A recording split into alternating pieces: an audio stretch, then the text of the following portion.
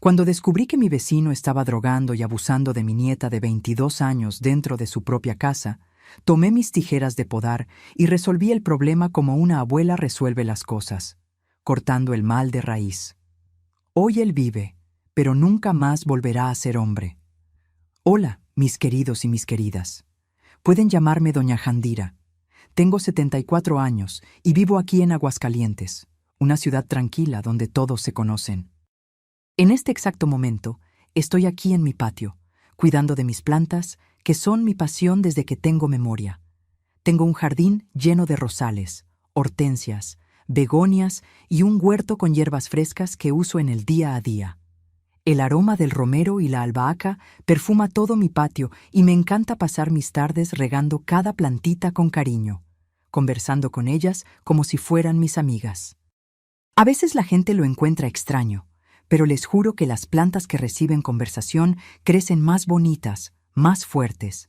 Aprendí a cuidar plantas con mi madre, doña Eulalia, que tenía el don de hacer brotar cualquier semilla. Ella decía que las plantas son como las personas, necesitan amor, agua y sol para crecer fuertes. La recuerdo agachada en el suelo de tierra de nuestra casita humilde, trabajando la tierra con esas manos callosas de tanto trabajo, pero delicadas a la hora de tocar los pétalos. Cuando ella falleció, hace 20 años, heredé todos sus esquejes y continué el legado. Hoy mi patio es un verdadero refugio, lleno de colores y vida.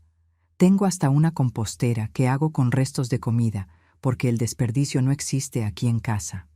Mis tijeras de podar grandes siempre están colgadas en la pared del cobertizo, afiladas y listas para cortar ramas gruesas cuando es necesario. Nunca imaginé que un día iban a servir para cortar algo más que plantas. Vivo sola desde que mi esposo, Lindolfo, falleció hace unos 10 años. Era un hombre bueno, trabajador, honesto. Murió de infarto fulminante mientras trabajaba en su taller de carpintería. Fue de repente, sin tiempo de decir adiós. La soledad golpeó fuerte después de que él se fue. La casa quedó demasiado silenciosa, demasiado grande para una persona sola. Pero mi nieta, Bianca, siempre encontraba la forma de aparecer aquí y llenar la casa de vida otra vez. Bianca es hija de mi hija menor, Ivanete, que vive en Guadalajara. Cuando tenía 22 años, una muchacha hermosa, estudiante de enfermería, llena de sueños y planes, vino a vivir aquí cerca de mí para hacer la universidad. Venía a visitarme casi todos los fines de semana, me ayudaba con las plantas, conversaba conmigo sobre la universidad, sobre los novios, sobre la vida. Era mi compañía, mi consentida.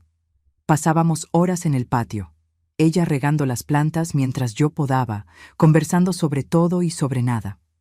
Me contaba de las guardias en el hospital, de los profesores difíciles, de las compañeras de grupo.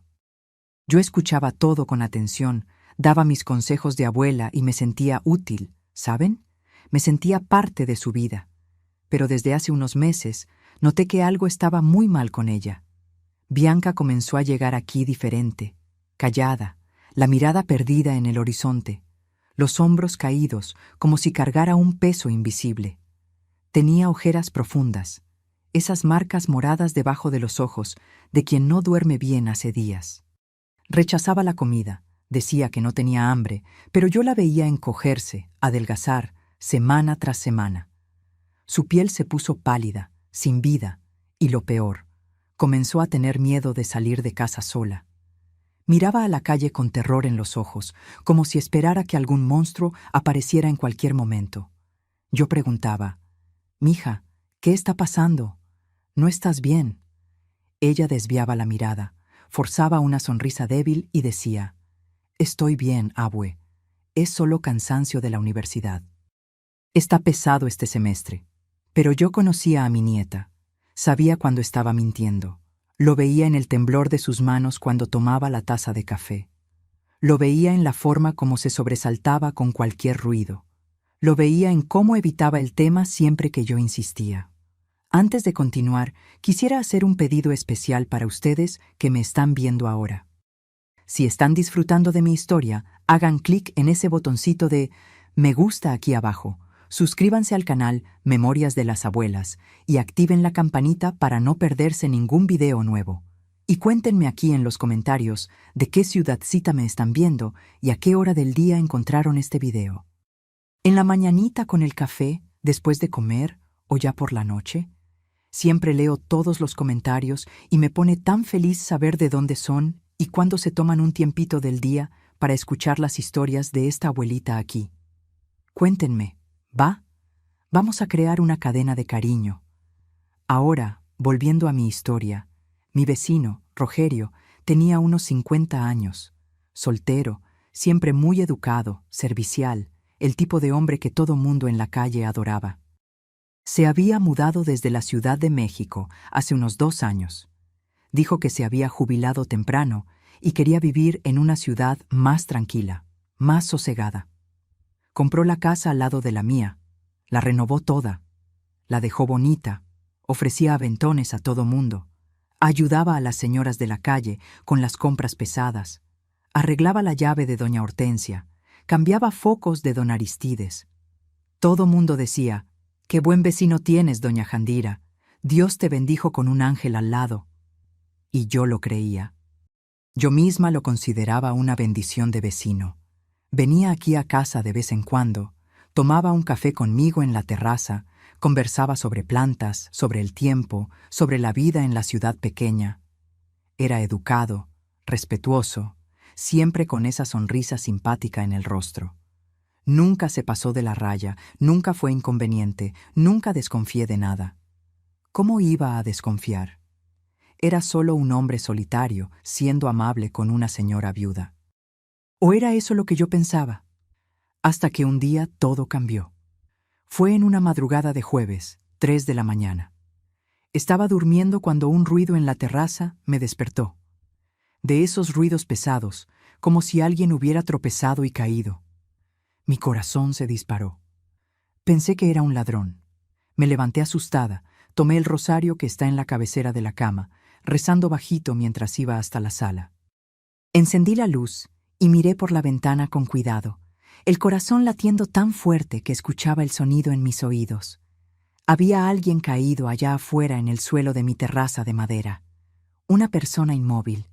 Temblaba toda, pero abrí la puerta de todas formas, porque algo dentro de mí decía que necesitaba ver quién era.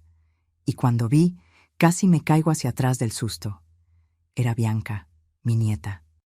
Estaba desmayada, tirada en el suelo como un muñeco de trapo, las extremidades todas torcidas, la ropa toda desordenada, el cabello pegado al rostro sudado. Había un olor fuerte viniendo de ella, un olor extraño de medicina mezclado con alcohol que no podía identificar bien. Grité su nombre, caí de rodillas en el suelo a su lado, sacudí sus hombros con fuerza. «Bianca, Bianca, mija, despierta, por el amor de Dios, despierta». Ella abrió los ojos despacio, muy despacio, pero era una mirada vacía, confusa, como si ella no estuviera realmente ahí. Sus ojos rodaban en la cabeza, la boca intentaba formar palabras, pero solo salían sonidos incomprensibles. Estaba completamente fuera de sí, dopada, destruida. Logré arrastrarla hacia adentro de casa con mucha dificultad. Pesaba como si estuviera hecha de plomo. Cada centímetro que arrastraba era un esfuerzo inmenso. Mi columna dolía, mis brazos temblaban, pero no podía parar. La acosté en el sofá de la sala, la cubrí con la manta de crochet que está en el respaldo. Tomé un trapo mojado y me quedé limpiando su rostro, llamando su nombre sin parar. «Bianca, quédate conmigo, no te duermas, quédate despierta, mija. Mírame, mírame». Me quedé allí toda la noche sentada en el suelo al lado del sofá, sosteniendo su mano, vigilando cada respiración. Tenía miedo de que dejara de respirar, tenía miedo de perderla. Recé todas las oraciones que sabía, prometí todo a Dios, hice todas las promesas. «Señor, si usted deja a mi nieta viva, haré lo que sea necesario, la cuido, la protejo, nunca más dejo que nada malo le pase». Y Dios me escuchó, porque cuando amaneció, ella comenzó a mejorar. Los ojos quedaron menos vidriosos. La respiración se normalizó. Alrededor de las 8 de la mañana, ella finalmente logró hablar. Su voz salió débil, ronca, quebrada. Abue, perdón, no quería. Intenté venir aquí. Ya no sabía a dónde ir. Y entonces comenzó a llorar. Un llanto desesperado de quien guardó todo por demasiado tiempo. Un llanto de dolor, de vergüenza, de miedo, de alivio. Lloraba y se abrazaba, se encogía toda en el sofá, como si quisiera desaparecer. La jalé hacia mí, la abracé con fuerza y dije: «Está bien, mija, estás segura ahora, estás conmigo, nadie te va a lastimar más. Cuéntale a la abue qué pasó, cuéntame todo». Y ella contó. Entre sollozos, entre pausas largas de llanto, fue contándome pedazo por pedazo la historia más horrible que he escuchado en mi vida. Nací aquí mismo en Aguascalientes, en 1951, en una familia sencilla de campesinos. Mi padre, don Osvaldo, trabajaba en una milpa de maíz que no era nuestra. Se levantaba antes de que saliera el sol y volvía cuando la luna ya estaba alta, siempre con esa ropa sucia de tierra, oliendo a sudor y trabajo honesto. Mi madre, doña Eulalia, lavaba ropa ajena para ayudar en el sustento de la familia. La recuerdo agachada en el lavadero de piedra allá en el fondo de casa, las manos rojas de tanto tallar, cantando bajito esas canciones antiguas para hacer el trabajo más llevadero. Éramos 6 hermanos, yo la mayor de las mujeres. Vivíamos en una casita de adobe bien humilde, con piso de tierra allá en las afueras de la ciudad. No teníamos mucho, pero teníamos amor. La casa era pequeña, apretada, pero estaba llena de risas, de conversaciones, de calor humano. Mi madre hacía milagros con poco, una olla de frijoles, un pedazo de cecina, tortillas, y nos alimentaba a todos con abundancia. Siempre nos íbamos a dormir con la panza llena, y eso era lo más importante. Mi infancia fue llena de trabajo, como era común en esa época. Desde los 7 años ya ayudaba a mi madre a tender ropa en el tendedero, a buscar agua en el pozo, a cuidar a los hermanos menores. Era la responsable de peinar el cabello de mis hermanitas, de bañarlas en la tina de lámina, de preparar la comida cuando mi madre estaba ocupada lavando ropa. Era mucha responsabilidad para una niña, pero así funcionaba. Aprendíamos temprano que la vida no es fácil y que todos necesitan ayudar. Pero también había momentos buenos, ¿saben? Jugábamos a las atrapadas en el patio cuando terminaba el trabajo. Hacíamos muñecas de olote con vestidos de hoja de plátano. Nos bañábamos con la lluvia corriendo descalzas en la tierra mojada. Mi padre tocaba guitarra los sábados por la noche y nos quedábamos ahí en el portal de madera, sentados en los escalones, escuchando esas canciones rancheras que llenaban mi corazón de alegría y hacían a mi madre bailar con los ojos cerrados. Mi madre era una mujer fuerte, de esas que se levantaba antes de que saliera el sol y solo se iba a dormir cuando la luna ya estaba alta en el cielo. Tenía unas manos callosas, marcadas por el trabajo duro, pero eran las manos más cariñosas del mundo. Fue ella quien me enseñó todo sobre las plantas. Tenía un jardín pequeño en el frente de casa, solo un cantero estrecho pegado a la pared, con algunos rosales que cuidaba con tanto cariño. Decía que incluso en la pobreza, necesitamos tener belleza para alegrar los ojos y el alma. Jandira, la vida ya es bastante dura. Necesitamos cosas bonitas para mirar, si no el corazón se endurece, decía mientras regaba las flores. Fue allí, agachada en el suelo a su lado, con las manos enterradas en la tierra oscura y húmeda, que aprendí a amar la naturaleza, a respetar el tiempo de cada planta, a tener paciencia. Ella me enseñaba: «Mira, hija, este rosal aquí tiene una rama seca. Hay que cortarla de raíz, si no pudre el resto de la planta. Rama enferma no la dejamos, si no contamina todo». Nunca imaginé que un día iba a aplicar esa lección de una forma tan literal, tan definitiva. Estudié hasta 4º año, que era lo máximo que las niñas pobres lograban en esa época. No porque yo no quisiera estudiar más, me encantaba la escuela. Adoraba aprender a leer, a escribir, a hacer cuentas. Pero la familia necesitaba ayuda y las mujeres pobres no teníamos el lujo de elegir. Tuve que dejar la escuela para trabajar en casas de familia, ayudando en las tareas domésticas de gente más rica. Lavaba platos, planchaba ropa, limpiaba pisos, cuidaba niños ajenos mientras las madres iban a hacer sus cosas. Pero aún trabajando desde chica, nunca perdí la dulzura, ni la fe en Dios. Mi madre siempre decía: Jandira, la vida es dura, pero no podemos endurecer el corazón. Sé siempre bondadosa, que Dios recompensa. Puede tardar, pero recompensa. Y lo fui. Siempre fui una niña obediente, educada, respetuosa. Nunca le di problemas a mis padres, nunca respondí de mala manera, nunca cuestioné sus decisiones. Crecí ayudando en casa, cuidando a los hermanos menores, siendo esa hija que toda madre quiere tener. Cuando cumplí 15 años, mi padre organizó una fiestecita sencilla. No había dinero para algo grande, pero juntó un dinerito y compró harina, huevos, polvo de hornear. Mi madre hizo un pastel de maíz con cobertura de azúcar quemada y compramos agua de Jamaica en la tienda de don Juvenal. Invitamos a los vecinos, algunos primos, y pasamos la tarde cantando, bailando, riendo. Fue uno de los días más felices de mi vida, rodeada de mi familia, sintiendo que era amada, aunque fuéramos pobres, aunque no tuviéramos nada de valor material.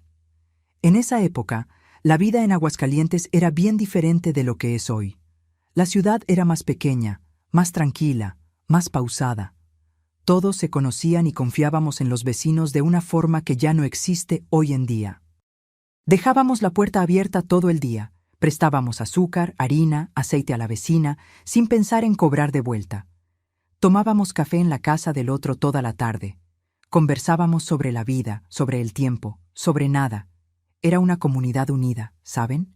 Crecí creyendo que el mundo era bueno, que las personas eran buenas en el fondo. Crecí pensando que la maldad era excepción, no regla.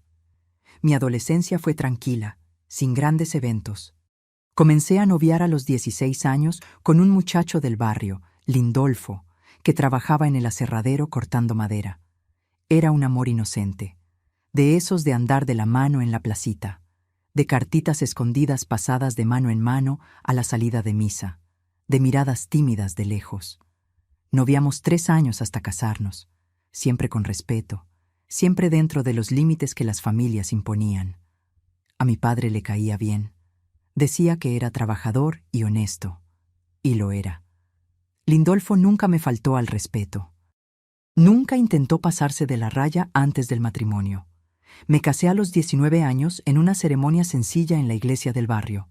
No había dinero para una fiesta grande. Entonces fue solo la ceremonia y después una comida en la casa de mis padres con las 2 familias. Mi vestido era prestado de la vecina, algo blanco medio amarillento por el tiempo, pero que yo consideré el vestido más lindo del mundo ese día. El ramo era de crisantemos blancos del jardín de mi madre, amarrados con un listón de satín que ella guardaba hace años esperando ese momento. Fue un día hermoso, lleno de esperanza, lleno de sueños. Pensaba que había encontrado mi lugar en el mundo, que iba a construir una familia feliz, igual a como mis padres intentaron construir para nosotros. Lindolfo era un hombre bueno, trabajador, honesto. Nunca levantó la mano contra mí, nunca me faltó al respeto, nunca me engañó. Trabajaba mucho de sol a sol en la carpintería para darle lo mejor a nuestra familia. Sus manos vivían llenas de callos, de pequeños cortes de herramientas, oliendo a barniz y madera. Pero cuando llegaba a casa de noche, siempre tenía un abrazo para mí. Siempre preguntaba cómo estuvo mi día. Siempre me trataba con cariño. Construimos nuestra vida juntos, ladrillo por ladrillo. Vivimos de alquiler los primeros años, ahorrando cada centavo que sobraba. Yo trabajaba lavando ropa ajena, cosiendo, haciendo el aseo, y todo el dinero iba para el cochinito. Después de algunos años de mucho sacrificio, logramos comprar un terrenito aquí mismo en Aguascalientes, no muy lejos de donde crecí, y construimos nuestra casita. Fue un sueño realizado. Recuerdo el día que pusimos la última teja en el techo. Lindolfo me cargó, me dio vueltas en el aire y lloramos de alegría. Tuvimos 2 hijos, Ademar e Ivanete. Fueron mis tesoros, mi razón de vivir.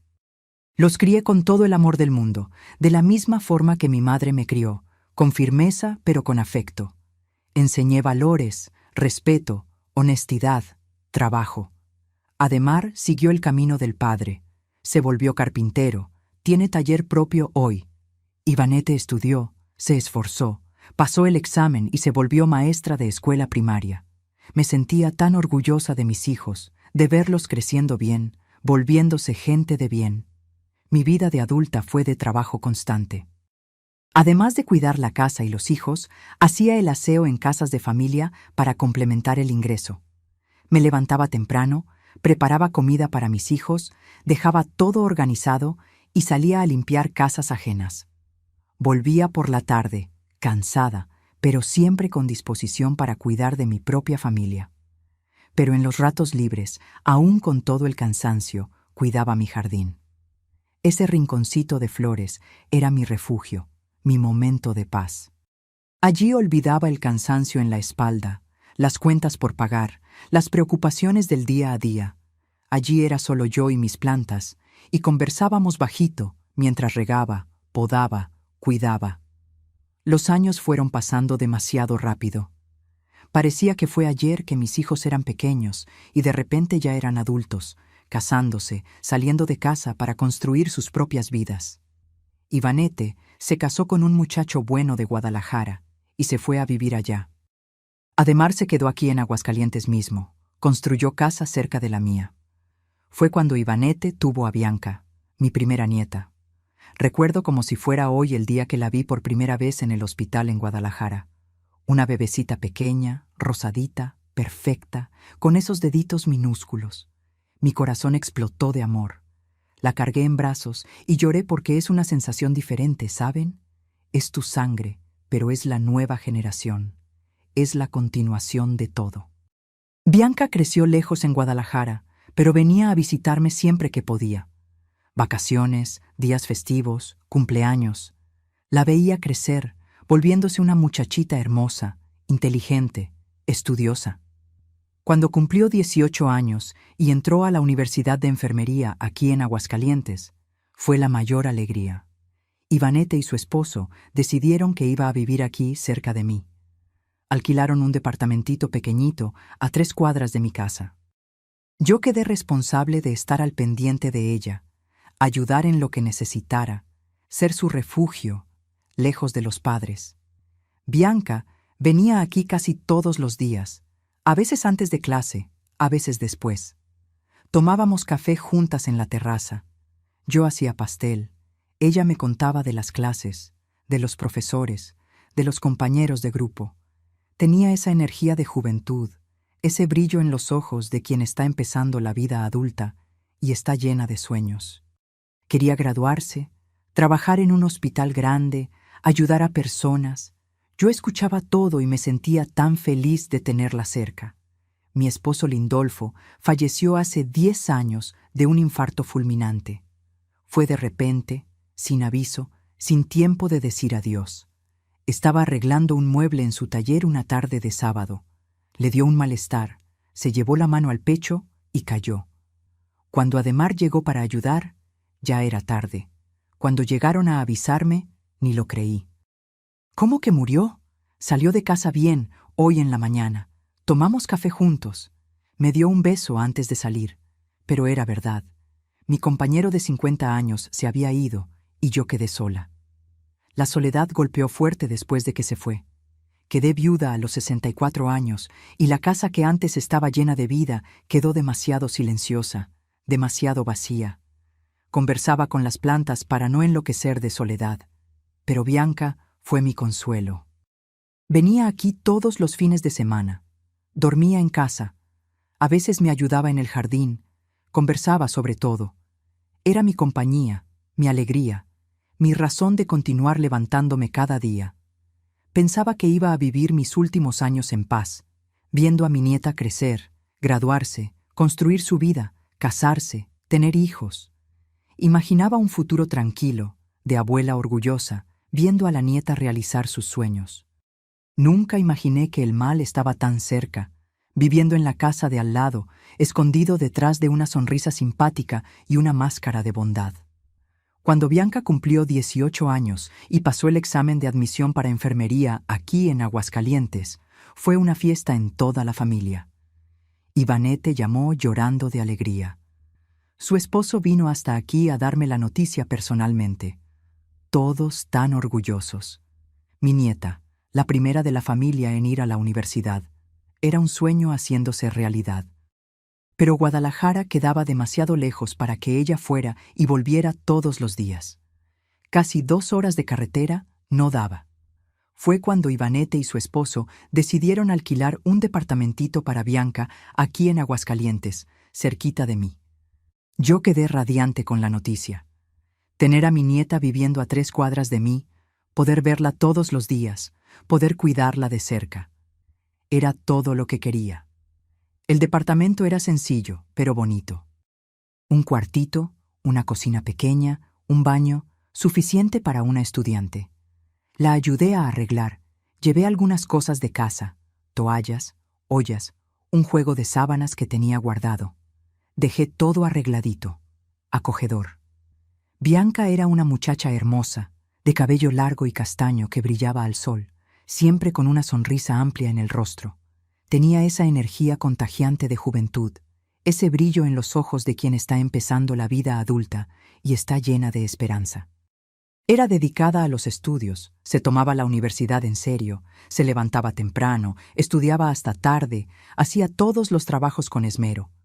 Venía aquí a casa antes o después de la universidad, casi todos los días. Tomábamos café juntas en la terraza. Yo hacía un pastel de maíz o conchas. Ella me contaba de las clases de anatomía, de los compañeros de grupo, de los profesores exigentes. Era una delicia escucharla hablar con emoción sobre el futuro. En el primer año de universidad, Bianca conoció a un muchacho, un compañero de grupo. Novió algunos meses, pero no funcionó. Quedó triste por un tiempo, lloró bastante, pero pronto se recuperó. Dijo que quería enfocarse en los estudios, que el noviazgo podía esperar, que la prioridad era graduarse. Yo apoyaba completamente, la consideraba muy madura para su edad. Trabajaba medio tiempo en una farmacia allí cerca para ayudar a pagar los gastos del departamento, porque no quería que los padres cargaran con todo solos. Estudiaba de noche, trabajaba de tarde y los fines de semana venía para acá a hacerme compañía. Era una rutina pesada, pero ella lograba todo con esa energía joven. Fue en esa época, justo al comienzo del segundo semestre, que Rogerio se mudó a la casa al lado de la mía. Recuerdo bien el día. Llegó un camión de mudanza por la mañana, 2 hombres descargando muebles, cajas, electrodomésticos. Salí a la terraza para echar un vistazo, curiosa como toda buena vecina es. Rogerio estaba allá supervisando todo, y cuando me vio, vino hasta la cerca con una sonrisa amplia y una mano extendida. «Hola, usted debe ser la vecina. Mucho gusto, soy Rogerio. Acabo de mudarme desde la Ciudad de México. Espero que seamos buenos vecinos». Parecía simpático, educado. Tenía unos 48 años en ese entonces, cabello canoso bien cortado, ropa sencilla pero limpia, un apretón de manos firme. Le devolví el saludo y me presenté también. Le ofrecí ayuda si necesitaba algo, como es costumbre por aquí. Agradeció. Dijo que acababa de jubilarse del trabajo en una empresa de seguridad en la Ciudad de México y había decidido venir a vivir a una ciudad más pequeña, más tranquila, lejos del ajetreo de la capital. De inmediato se mostró servicial.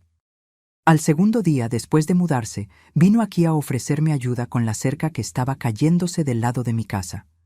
«Doña Jandira, vi que la cerca allí está medio chueca. Si quiere, ayudo a arreglarla. Tengo herramientas, entiendo un poco de carpintería». Acepté, claro, me pareció una gentileza. Pasó toda la tarde allí arreglando, clavando tabla nueva, lo dejó todo bien. No quiso aceptar ni un centavo. Dijo que era un placer ayudar a una señora sola. En las semanas siguientes, continuó siendo ese vecino servicial. Cambió unas tejas que estaban rotas en el techo de mi lavandería. Arregló la llave del fregadero que vivía goteando. Ofreció aventón cuando necesité ir al médico a hacerme unos estudios. Yo lo consideré una bendición de vecino, una persona buena que Dios había puesto allí a mi lado para ayudarme en la vejez. Bianca lo conoció en las primeras semanas. Venía aquí a casa y él siempre estaba por ahí cerca ayudando en algo, conversando en la cerca, tomando un café. Era educado, simpático, la llamaba muchachita bonita, ofrecía ayuda. Si necesitas aventón para la universidad, solo avisa, ¿eh? No hago nada todo el día, puedo llevar sin problema. Si tienes algún problema en el departamento, alguna llave goteando, algo, yo sé arreglar. Puedes llamar. Yo consideraba aquello una gentileza genuina, una buena vecindad. Nunca se me pasó por la cabeza desconfiar de él. Bianca tenía 20 años cuando comenzó el segundo año de la universidad. Fue una época ajetreada para ella, llena de exámenes difíciles, trabajos en grupo, prácticas en el hospital comenzando. Vivía cansada, estresada, con ojeras de estudiar hasta tarde. De vez en cuando, Rogerio ofrecía aventón y ella aceptaba. Él la llevaba a la universidad cuando perdía el camión. La buscaba cuando salía tarde de la práctica en el hospital.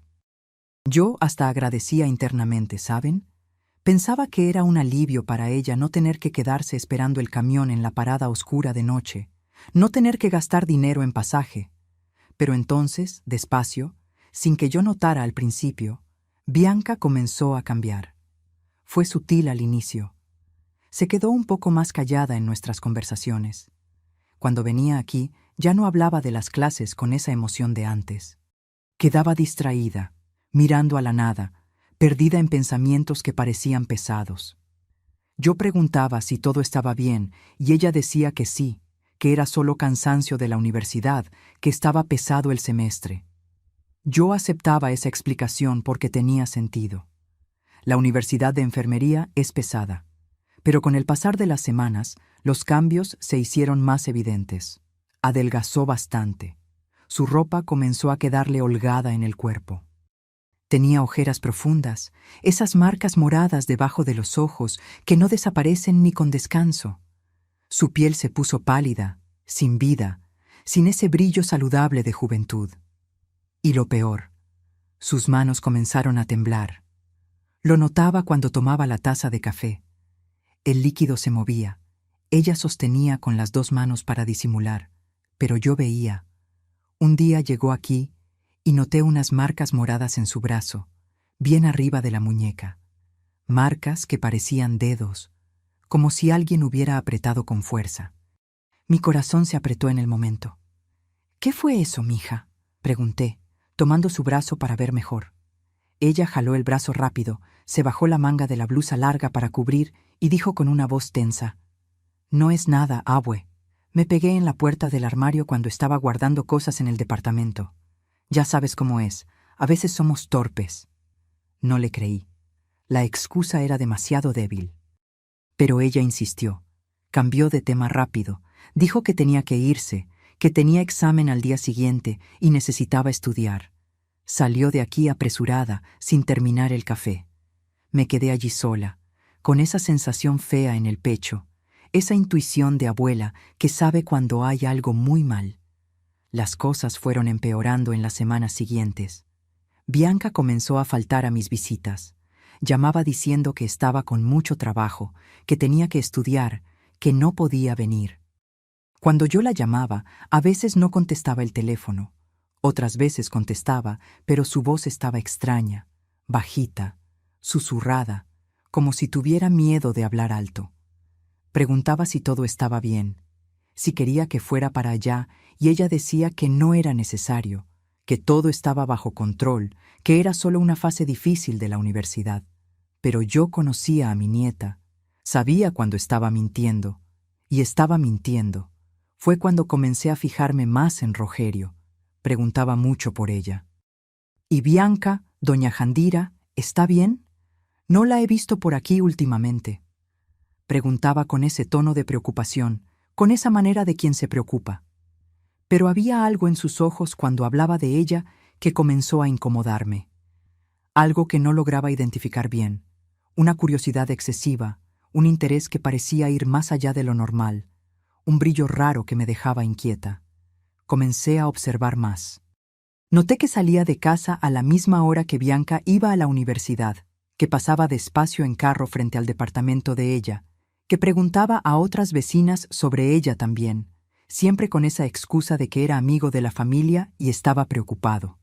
Doña Gisele, que vive 3 casas más abajo, me contó que él le había preguntado si sabía si Bianca estaba noviando con alguien. Eso encendió una alerta roja en mi cabeza. Un sábado por la tarde, Bianca apareció aquí de sorpresa. Hacía casi 2 semanas que no la veía.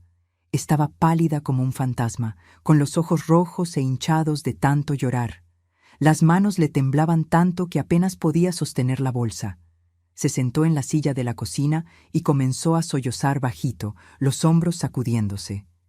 Me acerqué, la abracé y pregunté con el corazón apretado: «Mija, ¿qué está pasando? Por favor, cuéntame, no estás bien hace semanas. Esto ya no es solo estrés de la universidad». Ella me miró con esos ojos desesperados, abrió la boca para hablar, pero en ese momento escuchamos la voz de Rogerio de afuera. «Doña Jandira, ¿está en casa?» Bianca se congeló. Su rostro se puso blanco como papel. Sus ojos se abrieron con pánico puro. Se levantó de un salto, la silla rechinando en el piso, y susurró desesperada: «No le digas que estoy aquí, abue. Por favor, por el amor de Dios, no le digas». Y antes de que pudiera decir cualquier cosa, salió corriendo por la puerta de atrás, por la cocina, al patio, brincó la cerca baja y desapareció. Me quedé allí parada, sin entender nada, el corazón disparado, las manos temblando. ¿Qué era aquello? ¿Por qué mi nieta tenía tanto miedo de Rogerio? Fui a atenderlo con las piernas bamboleantes. Estaba con esa sonrisa simpática de siempre, sosteniendo una bolsa de naranjas. «Hola, doña Jandira. Fui al mercado y traje unas naranjas buenas para usted. Sé que le encantan». Agradecí con una sonrisa forzada, intentando parecer normal, pero él no se fue luego como siempre hacía. Se quedó allí parado, mirando hacia adentro de mi casa, por encima de mi hombro, como si estuviera buscando algo, buscando a alguien. ¿Vio a Bianca por casualidad, doña Jandira? Olvidó un libro en mi carro el otro día y quería devolvérselo. Mi sangre se heló. Dije que no, que hacía días que no la veía. Se quedó allí unos segundos más, esos ojos suyos escudriñando cada rincón de mi sala que lograba ver. Después se despidió y se fue. Llamé a Bianca enseguida después. No contestó. Intenté varias veces, nada. Mandé mensaje, nada. Fui hasta su departamento, toqué la puerta, grité su nombre, nada. Volví a casa angustiada, sin saber qué hacer. Llamé a Ivanete, pensé en contar, pero no sabía qué contar exactamente. Solo tenía una sensación horrible, una certeza de que algo muy malo estaba pasando, pero no tenía pruebas, no tenía detalles. Esa noche no pude dormir. Me quedé dando vueltas en la cama, rezando, pidiéndole a Dios que protegiera a mi nieta, que iluminara mi camino para entender qué estaba pasando. Cada vez que cerraba los ojos, veía su rostro pálido de terror, los ojos abiertos de miedo. Algo muy serio estaba pasando, y sentía en mi corazón de abuela que tenía que ver con Rogerio. El lunes, Bianca me llamó. Su voz estaba extraña, mecánica, sin emoción, como si estuviera leyendo un texto memorizado. «Hola, abue. Perdón por el susto del sábado. Estaba pasando mal. Tenía una crisis de ansiedad. Ya estoy mejor. Fue solo un momento malo. La universidad me está dejando muy ansiosa, pero ya agendé psicóloga. Ya está todo bien». Dije que quería ir para allá, que quería verla. Dijo que no era necesario, que todo estaba bajo control, que me iba a visitar el fin de semana. Pero no vino. Y no llamó más. Los días fueron pasando y yo quedé cada vez más desesperada. Llamé a Ivanete y conté que estaba preocupada. Ella llamó a Bianca y aparentemente contestó normal. Dijo que todo estaba bien, solo ajetreado con la universidad. Pero una madre sabe, e Ivanete sabía que había algo mal. Dijo que iba a venir para acá el fin de semana siguiente para ver a su hija personalmente. Fue entonces que pasó. Era un jueves de madrugada. 3 de la mañana. Me desperté con ese ruido en la terraza que ya conté.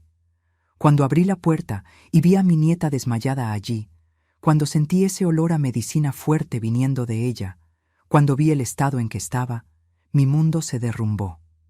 Yo sabía que algo terrible estaba pasando. Y cuando ella finalmente logró contarme, cuando las palabras salieron quebradas de su boca, sentí una rabia que nunca había sentido en la vida. Cuando Bianca logró finalmente hablar, ya era de mañana. El sol estaba saliendo, entrando por la ventana de la sala, iluminando el rostro pálido y lastimado de ella. Las palabras salían quebradas entre sollozos, entre pausas largas donde se abrazaba y temblaba. Yo sostenía su mano, pasaba la mano por su cabello y la dejaba hablar a su tiempo. No apresuraba, solo escuchaba. Cada palabra que salía de su boca era una puñalada en mi pecho. Me contó que Rogerio no era lo que parecía, que esos aventones, toda esa ayuda, esa simpatía, era todo parte de un plan suyo para ganar su confianza. Y había funcionado perfectamente. Bianca confiaba en él, lo consideraba un vecino bueno, un amigo de la familia, alguien seguro. Aceptaba los aventones sin pensarlo 2 veces, creyendo que era solo una ayuda genuina de un vecino servicial. Pero las cosas comenzaron a cambiar hace unos 4 meses. Rogerio comenzó a hacer invitaciones. «Ven a tomar un café aquí en casa, muchachita. Tengo unos libros de enfermería que pueden ayudarte en los estudios. Eran de mi exesposa. Ella también era del área de salud. Pasa para acá que hice carne asada y sobró mucha carne. No voy a comer todo yo solo. Trae a doña Jandira también, si quieres». Bianca iba sin malicia, creyendo que era solo una vecindad amigable. Él siempre se comportaba bien al principio. Educado, respetuoso, conversaba sobre cosas normales. Hasta que un día no se comportó más. La primera vez, Bianca había ido a su casa a buscar un libro que él había prometido prestar. Era de tardecita, alrededor de las 6. Venía regresando de la universidad y pasó allá rapidito. Rogerio ofreció un jugo mientras buscaba el libro en el librero. «Siéntate ahí, relájate un poco. Vives tan estresada con esa universidad. Toma este jugo de naranja que acabo de hacer». Ella bebió sin desconfiar de nada. Eran vecinos. Era alguien que ayudaba a su abuela. Minutos después, comenzó a sentirse extraña. La vista se nubló, las piernas se pusieron pesadas, la cabeza comenzó a dar vueltas. Intentó levantarse, dijo que se estaba sintiendo mal, que necesitaba irse, pero las piernas no obedecían. El cuerpo no respondía a los comandos. Cayó en el sofá intentando mantenerse consciente, pero todo quedó confuso, borroso. Fue cuando Rogerio cambió completamente. La sonrisa simpática desapareció como si nunca hubiera existido. Apareció una mirada fría, calculadora, depredadora, que ella nunca había visto en él. Intentó gritar, pero la voz no salía. Intentó moverse, pero el cuerpo estaba paralizado. Y entonces él se acercó. Ella no logró contarme exactamente lo que él hizo ese día. Las palabras se trababan en su garganta. Lloraba mucho, se abrazaba, decía que no recordaba bien todo, que todo quedó confuso en su cabeza, que algunas partes eran solo borrosas en la memoria.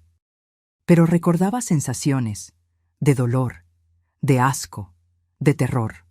Y recordaba despertar horas después, cuando ya estaba oscuro afuera, en la cama de él, con el cuerpo doliendo entero, la ropa toda fuera de lugar, sintiendo una vergüenza y un dolor que nunca había sentido en su vida.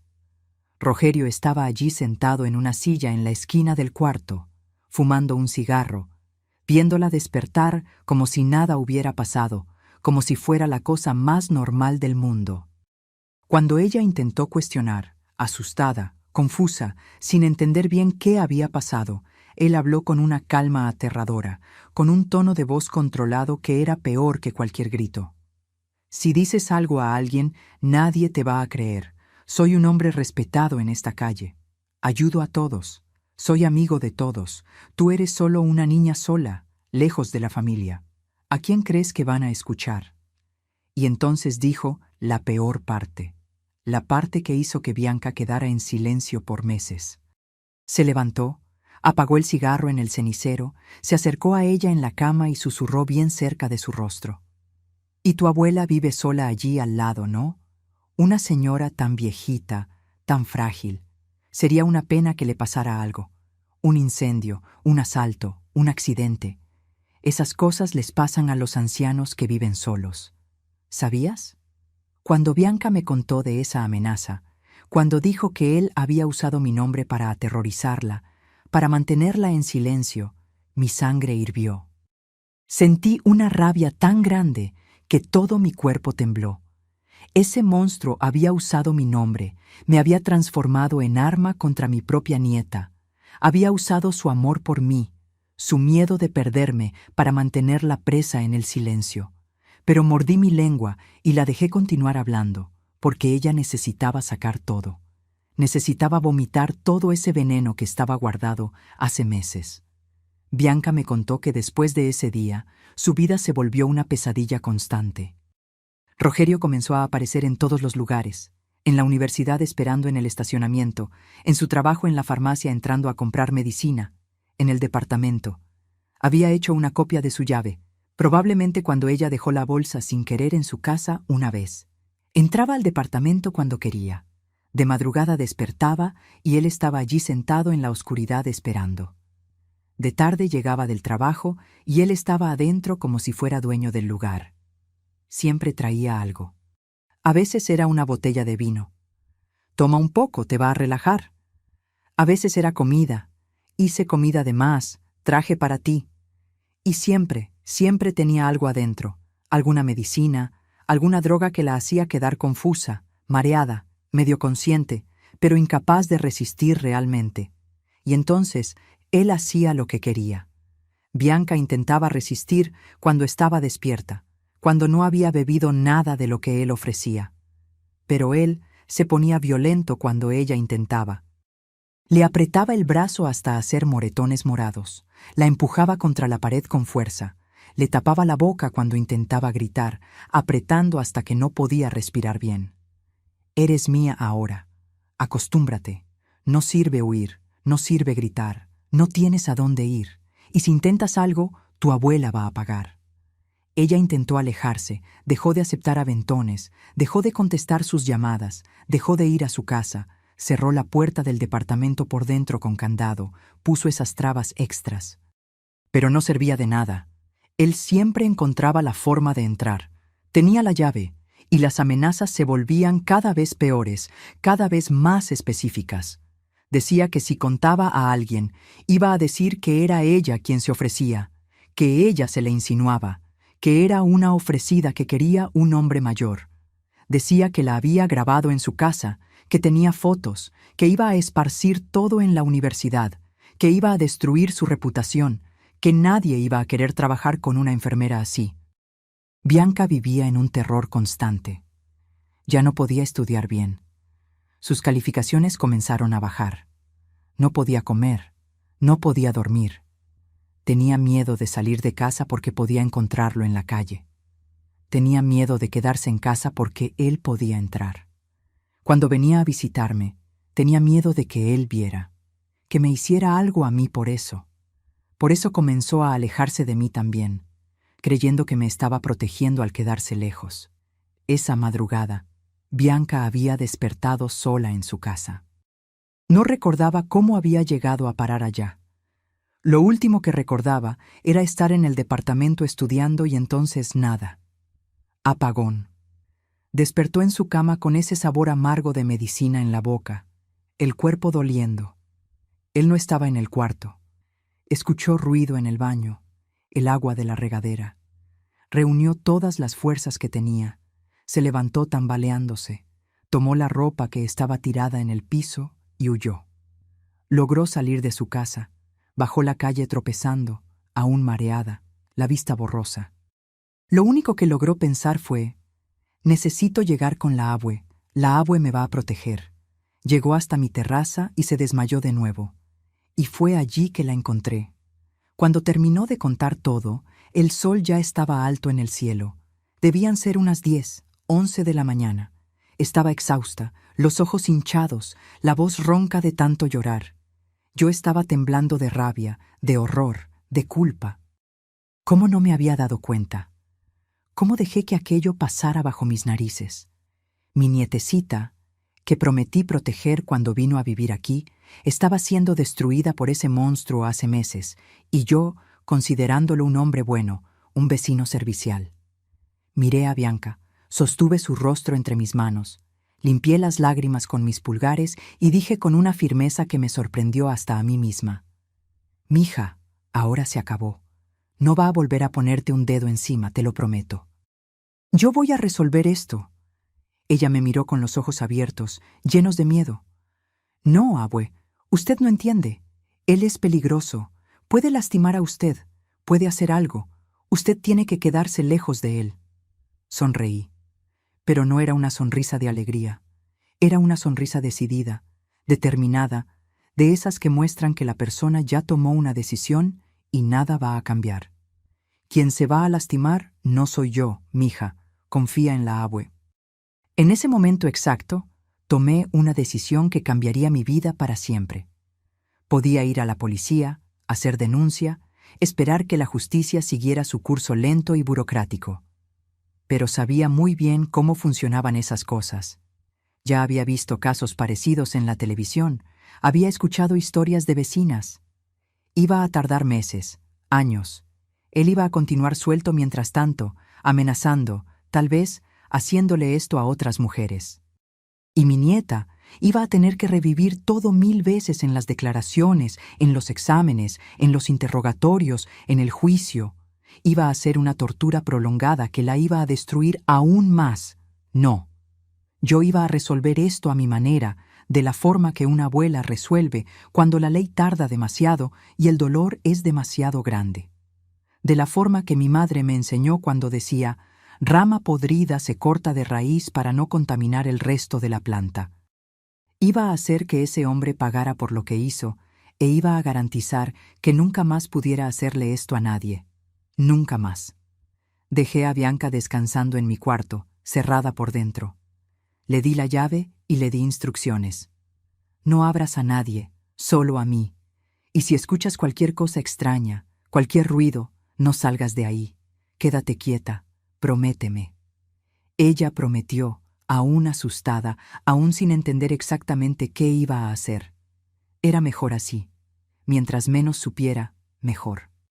Me quedé toda la tarde despierta, caminando por la casa, pensando en cada detalle de lo que necesitaba hacer. No podía equivocarme, no podía dejar huecos.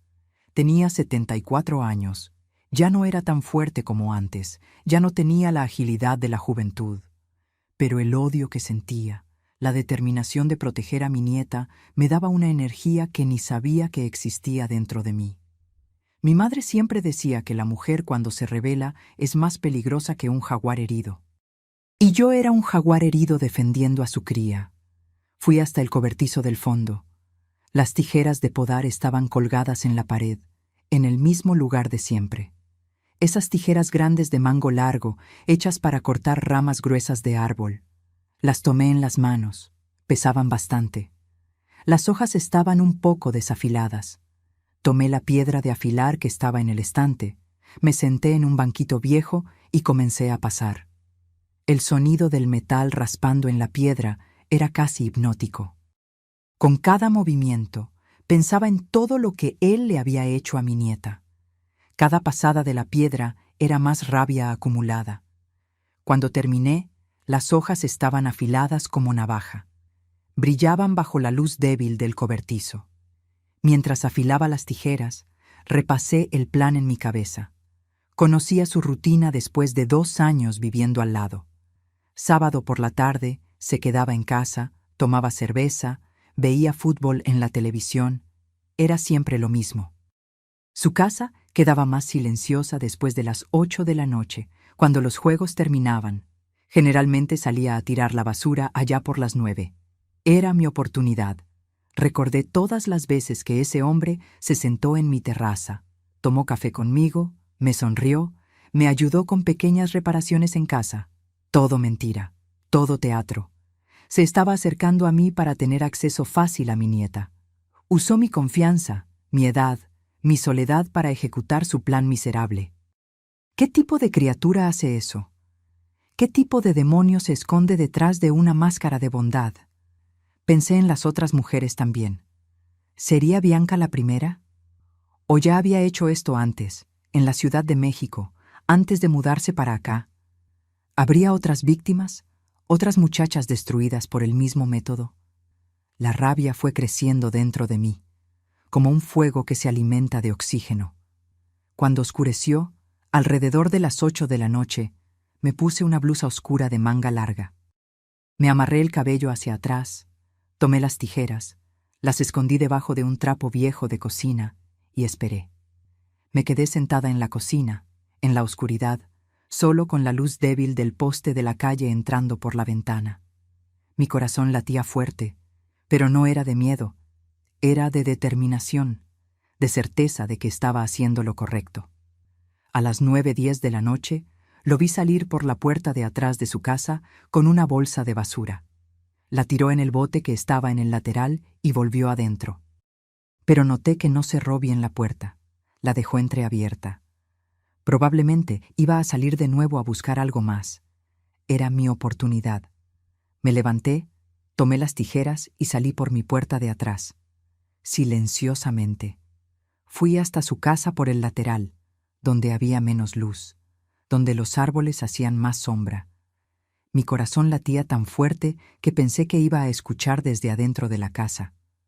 Pero continué. Llegué a la puerta de atrás. Estaba realmente entreabierta. Empujé despacio, sin hacer ruido. Entré.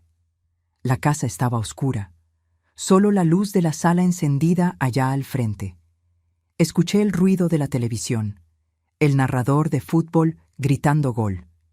Estaba en el sofá de espaldas a mí, con una botella de cerveza en la mano, viendo el juego, tranquilo, cómodo, como si no hubiera destruido la vida de una muchacha inocente, como si no hubiera usado drogas y violencia para satisfacer sus deseos enfermos.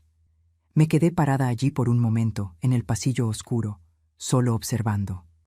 Ese hombre estaba allí sosegado, tomando su cerveza, viendo su fútbol, mientras mi nieta estaba traumatizada, destruida, con miedo de salir de casa. La injusticia de aquello me quemó por dentro. Di algunos pasos hacia adelante. El piso de madera rechinó. Era un rechinido bajo, pero en el silencio de la casa sonó alto. Volteó la cabeza, me vio parada allí en el pasillo, una figura oscura sosteniendo algo envuelto en trapo. Doña Jandira. Su voz sonó más sorprendida que preocupada. ¿Qué está haciendo aquí? ¿Cómo entró? Vine a resolver un problema, Rogerio, un problema que vive en esta casa. Mi voz salió fría, diferente de mi voz normal. Era una voz que no conocía, una voz que venía de un lugar profundo y oscuro dentro de mí. Se levantó del sofá despacio, frunciendo el ceño, aún sosteniendo la botella de cerveza. ¿Qué problema? ¿Está bien? ¿Se siente mal? ¿Quiere que llame a alguien? Venía en mi dirección con ese tono de preocupación falso que conocía tan bien ahora, ese tono que usaba para engañar a todo mundo. Usted sabe muy bien qué problema. Mi nieta me contó todo lo que le hizo en los últimos meses.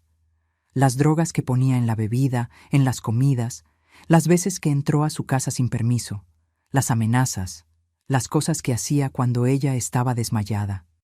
Fui hablando despacio, cada palabra saliendo con peso, con rabia controlada. Su expresión cambió completamente. La mirada se puso dura, peligrosa, sin ningún rastro de esa simpatía falsa. No sé de qué está hablando. Esa muchacha está loca, inventa historias. Debe estar usando drogas y echando la culpa a alguien. Usted debería cuidar mejor a su nieta en vez de venir aquí a acusarme. Fue en ese momento que saqué las tijeras de debajo del trapo. La luz de la sala se reflejó en el metal afilado de las hojas. Sus ojos se abrieron. Soltó la botella de cerveza que cayó al piso y estalló, esparciendo vidrio y líquido. ¿Está loca? Salga de mi casa ahora. Voy a llamar a la policía. Avanzó sobre mí, pero yo ya esperaba eso. Sabía que iba a intentar desarmarme. Me moví a un lado, más rápida de lo que él esperaba que una vieja de 74 años pudiera ser. Y con toda la fuerza que tenía, toda la rabia acumulada, acerté las tijeras en su hombro. Sentí el metal entrar, sentí la resistencia de la carne. Gritó, un grito agudo de dolor y sorpresa. Tambaleó, cayó de rodillas. No voy a describir en detalle todo lo que pasó después. No voy a dar detalles gráficos de lo que hice. No es para eso que estoy contando esta historia. Solo voy a decir que usé esas tijeras de la forma en que fueron hechas para usarse, cortando el mal de raíz como mi madre enseñaba, cortando la herramienta que él usaba para hacerle mal a mujeres indefensas. Y cuando terminé, él estaba en el piso, sangrando mucho, gritando, pero vivo para sentir dolor, vivo para nunca más ser capaz de hacer lo que hizo, vivo para recordar todos los días lo que pasa cuando alguien se mete con la familia equivocada. Solté las tijeras en el piso a su lado. Mis manos estaban temblando, sucias. Tomé el teléfono de su casa mismo, que estaba encima de la mesita de centro, y llamé a la policía. Hablé con una calma que me sorprendió. «Bueno, ¿es de la policía? Soy Jandira Medeiros, de la calle Las Acacias, número 243. Necesito que vengan aquí a buscar a un criminal y traigan ambulancia también. Está sangrando mucho, pero va a sobrevivir». Me senté en la silla de su cocina a esperar. Me senté y esperé. Mis manos dejaron de temblar después de un rato. Dentro de mí sentía una paz extraña. Paz de quien hizo lo que tenía que hacerse. Paz de quien protegió a quien ama. Paz de quien cortó el mal de raíz. La policía llegó en 15 minutos. 2 patrullas, sirenas cortando la noche tranquila de Aguascalientes. Las luces azules y rojas girando, iluminando las casas, despertando a los vecinos. Todo mundo salió a las terrazas, curiosos, asustados, queriendo saber qué estaba pasando en la calle tranquila donde nunca pasaba nada. La ambulancia vino luego atrás, con los paramédicos corriendo hacia adentro de la casa de Rogerio con sus maletines de equipo. Yo estaba sentada en la silla de su cocina aún, esperando, las manos en el regazo, manchadas. Tranquila. Cuando los policías entraron, armas en mano, gritando que levantara las manos, obedecí con calma. No tenía miedo, no tenía arrepentimiento. No necesitan gritar, joven. No voy a huir. No voy a resistir. Soy yo quien cometió el crimen. El arma está allí en el piso, a su lado. Señalé las tijeras sucias de sangre tiradas en el piso al lado de Rogerio, que gemía mientras los paramédicos trabajaban en él frenéticamente, intentando detener el sangrado. Me esposaron. Las esposas eran frías, apretadas en mis muñecas delgadas. Me pusieron en la patrulla con cuidado, porque era anciana.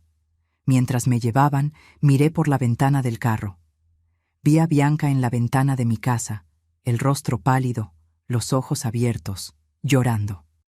Hice una señal pequeña con la cabeza hacia ella, intentando pasarle tranquilidad. Todo iba a estar bien, o al menos iba a estar mejor de lo que estaba. En la delegación me sentaron en un cuarto de interrogatorio. Un cuarto pequeño con una mesa de metal, 2 sillas, una lámpara fuerte en el techo. Hice mi declaración completa al delegado, un hombre de mediana edad, de expresión seria. Conté todo sin omitir nada, lo que Bianca me había revelado sobre el abuso, las drogas, las amenazas, los meses de terror que vivió. Conté que fui hasta allá con la intención de hacer justicia con mis propias manos, porque sabía que la justicia oficial iba a tardar demasiado y mi nieta ya había sufrido demasiado, que ella no aguantaría esperar meses, tal vez años, para ver a ese hombre pagar. El delegado me escuchaba con una expresión indescifrable, anotando todo en una computadora, parando a veces para preguntarme detalles, horarios, nombres. Entiende que lo que hizo es un delito grave, ¿verdad? Lesiones gravísimas, mutilación. Puede recibir muchos años de prisión. ¿Entiende eso?, preguntó cuando terminé. Lo miré directo a los ojos, sin desviar. Entiendo perfectamente, y lo haría de nuevo sin pensarlo 2 veces. No me arrepiento de lo que hice. ese hombre destruyó a mi nieta. Merecía mucho más de lo que recibió, y si la ley no castiga lo suficientemente rápido, alguien tiene que castigar.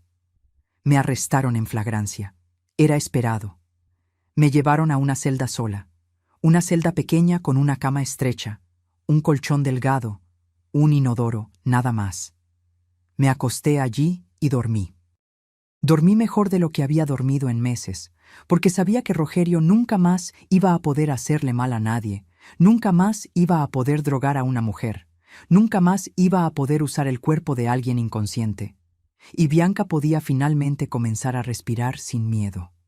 Al día siguiente temprano por la mañana, Bianca fue hasta la delegación a hacer su declaración. Contó todo. Lloró mucho durante el relato, pero fue valiente, más valiente de lo que imaginé que podría ser. Dijo que no sabía lo que yo iba a hacer, que no había pedido aquello, que nunca imaginó que haría algo así, pero que entendía, que sabía por qué lo había hecho. La policía tomó su celular, los mensajes de amenaza de Rogerio, los registros de llamadas de él hacia ella a cualquier hora del día y de la noche, todo. Y entonces vino el giro que nadie esperaba. Cuando la policía hizo cateo en la casa de Rogerio con orden judicial, encontraron un verdadero arsenal de horror. En su cuarto, escondido en un armario cerrado con llave, había una computadora, y en esa computadora había carpetas y más carpetas de archivos, videos, fotos, cientos de ellos. Y no era solo de Bianca, eran por lo menos 6 mujeres diferentes que lograron identificar en los archivos. Todas jóvenes, todas aparentemente drogadas, inconscientes o semiconscientes. Grababa todo. Cada crimen que cometía lo documentaba como si fueran trofeos. Guardaba organizado en carpetas con fechas, con nombres. Encontraron también un stock grande de medicamentos controlados, sustancias que usaba para sedar a las víctimas. Benzodiazepinas, GHB, otras drogas. Todo guardado en una caja en el armario de la cocina. Y encontraron un cuaderno escrito a mano con su letra, con anotaciones detalladas, nombres, fechas, descripciones de lo que hacía, clasificaciones de las víctimas. Era un depredador serial metódico, organizado, que planeaba cada crimen cuidadosamente. La policía comenzó a rastrear a las otras víctimas a través de las imágenes. Algunas eran de la Ciudad de México, de donde había venido. Otras eran de aquí de Aguascalientes, mujeres jóvenes de la ciudad. Cuando comenzaron a llamar a esas mujeres, una por una, fueron confirmando, fueron haciendo sus declaraciones. Mujeres que habían sido abusadas y nunca habían denunciado por miedo, por vergüenza, porque pensaban que nadie les iba a creer contra un hombre respetable. El caso explotó. Se volvió noticia en todo el estado. Anciana mutila a depredador serial que abusaba de su nieta. Los titulares eran impactantes. Algunos me llamaban heroína, otros criminal. Pero la verdad es que no me importaba ninguna etiqueta. Había hecho lo que necesitaba hacerse. Rogerio sobrevivió.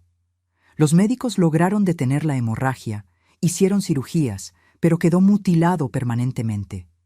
Nunca más iba a ser físicamente capaz de cometer los mismos crímenes. Cuando salió del hospital, 2 semanas después, fue directo a prisión. Y allá, cuando los otros presos descubrieron lo que había hecho, y descubrieron principalmente lo que yo le había quitado, se volvió blanco. Los violadores no la pasan bien en la cárcel. Un violador mutilado por una abuela de 74 años se vuelve motivo de burla y blanco de violencia constante. El caso fue a juicio popular meses después. Tenía un abogado público, un muchacho joven pero dedicado, que hizo lo mejor que pudo con lo que tenía. La fiscalía quería condenarme pesado. 15 años de prisión por lesiones gravísimas, con uso de medio cruel. Querían hacer un ejemplo, mostrar que la justicia por mano propia no sería tolerada. Pero mi abogado argumentó legítima defensa de tercero. Argumentó que actué bajo fuerte emoción causada por injusta provocación de la víctima. Trajo a todas las 6 víctimas de Rogerio a declarar en el juicio. Trajo peritos que explicaron el patrón de comportamiento de él, el perfil de depredador serial, los daños psicológicos causados en las víctimas. Fue un juicio que conmovió a toda la ciudad de Aguascalientes. Duró 3 días. La sala del jurado estaba llena. Reporteros, curiosos, gente de toda la ciudad queriendo ver. 6 mujeres jóvenes, una más destruida que la otra, subiendo al estrado de testigos, llorando, temblando, contando lo que ese monstruo les había hecho. Bianca, mi nieta, de pie frente a todos, con la voz temblando pero firme, contando su trauma con un valor que no sabía que tenía. Y yo, una señora de 74 años, cabello blanco recogido en un chongo, vistiendo ropa sencilla, sentada en el banco de los acusados. No bajé los ojos una vez, no lloré, no supliqué, porque no me arrepiento de lo que hice. El jurado deliberó por 3 horas. Cuando volvieron, me consideraron culpable, pero reconocieron las atenuantes. Reconocieron que hubo legítima defensa de tercero, que actué bajo fuerte emoción provocada por situación injusta, que la víctima no era exactamente inocente. Me condenaron a 2 años de prisión en régimen semiabierto, con posibilidad de progresión a prisión domiciliaria. Rogerio, por otro lado, recibió pena máxima, 28 años por violación de vulnerable múltiple, privación ilegal de libertad, amenaza grave, portación ilegal de sustancias controladas con finalidad de cometer crimen. Va a pudrirse en prisión, un hombre mutilado y odiado por todos los otros presos. Cumplí 1 año y 8 meses de prisión. Fui llevada a un penal femenino a 50 kilómetros de Aguascalientes. Fui una presa ejemplar. Nunca di problemas a nadie. Ayudaba en el huerto del penal, enseñaba a las otras presas a cuidar plantas, daba consejos de abuela a las muchachas más jóvenes. Muchas de ellas eran madres, abuelas, mujeres que habían hecho cosas desesperadas para proteger a sus familias. Nos entendíamos. Formamos una comunidad allí adentro. Me respetaban, me llamaban Doña Jandira, pedían bendición. Por buen comportamiento y por mi edad avanzada, logré la progresión a prisión domiciliaria después de 1 año y 8 meses. Volví a casa con tobillera electrónica, pero volví a mi jardín, a mi patio, a mis plantas que habían quedado demasiado tiempo sin cuidado. Mi hijo Ademar había intentado cuidar, pero los hombres no tienen mano con las plantas. Muchas habían muerto, pero muchas resistieron. Comencé a cuidar de nuevo, a recuperar lo que se podía. La casa de al lado de Rogerio quedó abandonada por un tiempo. Nadie quería comprar después de todo lo que había pasado. Pero eventualmente vino una familia joven de fuera que no sabía la historia. Ayrton y Giselle, una pareja con 2 hijos pequeños. Renovaron todo, pintaron, dieron vida nueva. Los niños juegan en el patio, ríen, corren. Es bueno ver vida en ese lugar que antes era un antro de maldad. Bianca continuó la universidad. Fue muy difícil para ella. Necesitó mucha terapia, mucho apoyo psicológico. Tuvo que pausar 1 semestre para recuperarse mentalmente, pero volvió. Porque es fuerte, igual que la abuela. Se graduó en enfermería 3 años después de lo esperado, pero se graduó. Pasó un examen de oposición, está trabajando en el hospital municipal de la ciudad. Aún vive en el departamento, pero ahora sin miedo. Cambió la cerradura, puso cámaras. Vive en paz. Viene aquí todos los fines de semana. Tomamos café juntas, cuidamos las plantas, conversamos sobre la vida. Nunca me culpó por lo que hice. Al contrario, agradece. Dice que la salvé, que si no fuera por mí, no estaría viva hoy o estaría completamente destruida. Hoy, a los 74 años, me levanto cada día a las 6 de la mañana con el canto de las palomas que hicieron nido en el árbol de guayaba. Lo primero que hago es abrir bien despacio esa ventana vieja de madera que rechina, respirar hondo el aire fresco que huele a rocío y tierra mojada y agradecer bajito. Agradezco por haber despertado, por tener este piso debajo de mis pies, por ya no tener esa cosa fría en el tobillo recordándome que no era libre. Hace 2 años que quitaron la tobillera. 2 años que soy dueña de mi tiempo de nuevo. Mi rutina es sencilla, pero cada pedacito de ella es mío, conquistado, y lo abrazo con fuerza. Pongo la tetera en el fuego, preparo mi café con leche bien fuerte, de la forma que mi madre hacía, y corto una rebanada gruesa de ese pan casero que hago todos los jueves. Es su receta, la misma que aprendió de su madre. Mientras como despacito, sentada allí en la mesita de la cocina, miro al patio por la ventana y ya voy planeando qué voy a hacer en las plantas hoy. Antes de que el sol se ponga muy caliente, ya estoy allá afuera con sombrero de palma y delantal. Mi jardín es mi orgullo, ¿saben? Creció tanto en estos últimos años que a veces yo misma me sorprendo.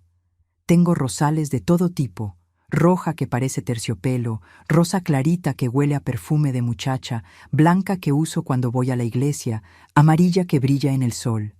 Tengo dalias gigantes que quedan del tamaño de un plato, margaritas que se esparcen y cubren todo, claveles perfumados, pensamientos chiquitos que planto en la orilla, y mi huerto. ¡Ay, Dios mío! Siempre está lleno. Lechuga rizada, arúgula medio amarga, cebollín verde, cilantro, albahaca que trituro para hacer salsa, romero que uso en el asado del domingo. Todo fresco, todo sin veneno, todo con mis manos. Doy un montón a los vecinos, porque las plantas buenas no se guardan solo para uno, se comparten. La familia nueva que vive en la casa de al lado, esa casa que